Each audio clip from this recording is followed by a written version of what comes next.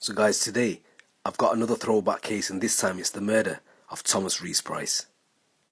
Thomas Mervyn Reese Price was a 31-year-old lawyer. He was murdered by two teenagers as he made his way home in Kensal Green, northwest London, on the 12th of January 2006. His two killers, Donnell Carty and Delano Brown, were sentenced to life in prison. So some of you guys are probably wondering, where have you heard this name Donnell Carty? And it's because of the throwback case I did yesterday on Santre Gale, Britain's youngest hitman who killed for £200. So if you ain't watched that video, I'll put it in the link in the description below and go check it out. So in the video yesterday I mentioned Gale's half-brother, Llewellyn Carty, was actually locked up in 2006 for 30 years for the murder of Lee Suburban at Notting Hill Carnival. However, a month before that incident is when Donnell Carty was given a life sentence for murdering Tom Reese Price, and Donnell Carty was Llewellyn Carty's half-brother, which means that they were all family. So Thomas Reese Price was murdered only meters from where he lived, and he only had his Oyster card and mobile phone taken away from him. What a reason to take a life, an Oyster card and a phone. And both killers were tracked down after police examined CCTV footage of where the Oyster card was used after the murder.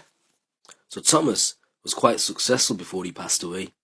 He was 31 years old and he worked for Linklaters, which is an international law firm based in London. He was born in Hertfordshire, and it's believed that when he was a young boy, his family actually moved to Somalia, where his father was a civil engineer. On the other hand, Brown and Carty, they came from broken homes. However, there was still a difference between them. So with regards to Carty, he was brought up by his uncle, and he left school without a single GCSE. With no job and no ambitions in life, he quickly fell in with gangs, and he sneered at any attempt to get rehabilitated. It was during a music production course in Hounslow, arranged by his local job centre, that he started recording rap songs.